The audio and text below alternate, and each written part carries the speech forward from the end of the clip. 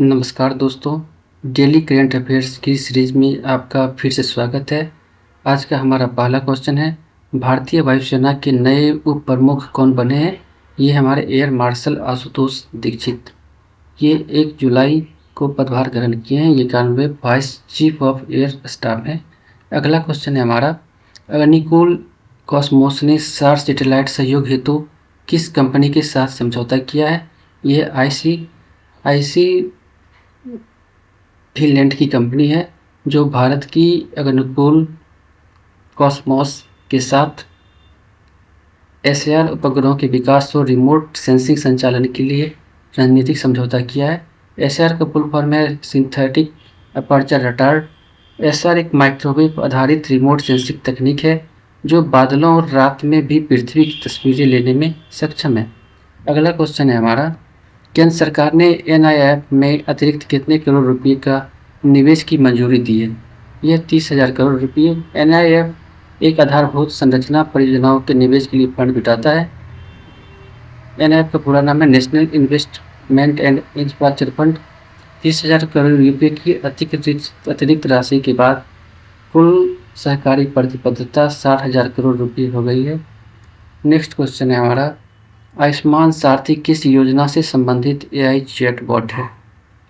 यह पीएमजे प्रधानमंत्री जन आरोग्य योजना, जिसे आयुष्मान भारत योजना भी कहते हैं। ये व्हाट्सएप आधारित एआई चैटबॉट है। आयुष्मान भारत योजना के तहत प्रत्येक परिवार को प्रतिवर्ष 5 लाख तक का कवरेज मिलता है। इसमें 7,000 से अधिक इम्पैनल अस्पतालों में कैशलेस इलाज होता है। इसके तहत द्वितीयक और तृतीयक अस्पतालों में भर्ती खर्चों को कवर किया जाता है। नेक्स्ट क्वेश्चन है हमारा, भारत का पहला ऑफशोर एयरपोर्ट किस राज्य में स्वीकृत हुआ है? यह है महाराष्ट्र। भारत का पहला ऑफशोर समुद्र में तैरता अपतटीय एयरपोर्ट महाराष्ट्र के पालघर जिले में बथावन बंदरगाह के पास कोरे बीच के समीप बनाया जा रहा है।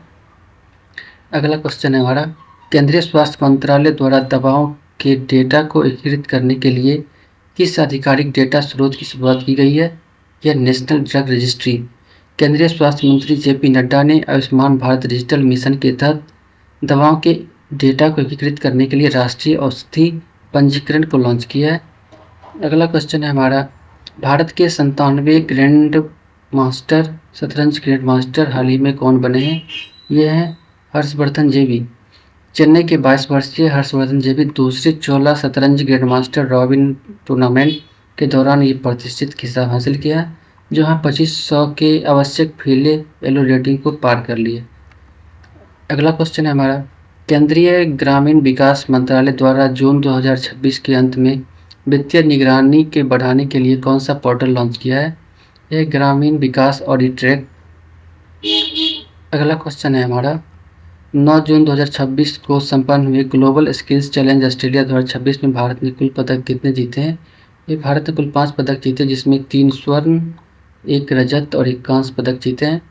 प्रतियोगिता 23 से 29 जून 2026 को हुआ। इसका आयोजन वर्ल्ड स्किल ऑस्ट्रेलिया ने किया। इसमें भारत सहित 16 देशों के लगभग 600 प्रतियोगी भाग लिए। नेक्स्ट क्वेश्चन है हमारा, 10वां वर्ष 2026 के व्हिटली अवार्ड ग्रीन ऑस्कर जिसे कहा जाता है से सम्मानित वाले 2 भारतीय महिला संरक्षणवादी कौन है? ये हैं परवीन शेख और बरखा सुब्बा। परवीन शेख को चंबल नदी में लुप्तप्राय इंडियन स्कीमर पक्षी के संरक्षण हेतु ये पुरस्कार दिया गया है। हमारा अगला क्वेश्चन है, भारतीय रिजर्व बैंक की हालिया वित्तीय स्थिरता रिपोर्ट एफएसआर 2026 के अनुसार मार्च 2026 में बैंकों का ग्रॉस एनपीए अनुपात कितने प्रतिशत के बहुदशकीय निचले स्तर पर आ गया है? यह है 1.8%। ग्रॉस एनपीए का फुल फॉर्म होता है नॉन परफॉर्मिंग एसेट। हाल ही में जारी आंकड़ों के अनुसार वर्ष 2026 में भारत के पास कुल परमाणु हथियारों की संख्या कितनी हो गई है? ये 190 हो गई है। पिछले वर्ष भारत में परमाणु हथियारों की संख्या 180 थी। अगला क्वेश्चन देखते हैं, ईपीएफओ ने वित्तीय वर्ष 2026 के लिए ईपीएफ जमा पर कितने प्रतिशत ब्याज दर की आधिकारिक रूप से घोषणा की है? यह है 8.25%। नेक्स्ट क्वेश्चन है हमारा, वीबी राम जी गारंटी अधिनियम 2025 किस तिथि से पूरे भारत में लागू हो गया है? ये 1 जुलाई 2026 से लागू हुआ है। वीबी जी राम जी का फुल फॉर्म है विकसित भारत रोजगार और आजीविका मिशन ग्रामीण। इसके तहत 125 दिनों की गारंटीकृत श्रम रोजगार का वैधानिक प्रावधान है। वर्तमान वित्तीय वर्ष में इस योजना के कार्यान्वयन के लिए 95,692 करोड़ रुपये का प्रावधान किया गया है। अगला क्वेश्चन है हमारा, जून में जीएसटी कलेक्शन 13.9% बढ़कर कितना हुआ है? ये 1.94 लाख करोड़ हो गया है, जिसमें केंद्रीय जीएसटी 37,376 करोड़, राज्य जीएसटी 45,116 करोड़ और आईजीएसटी 1,12,322 करोड़ हुए हैं। अगला क्वेश्चन हमारा, वर्ष 2026 के लिए कुल कितने पुरस्कारों की मंजूरी दी गई है? यह 131।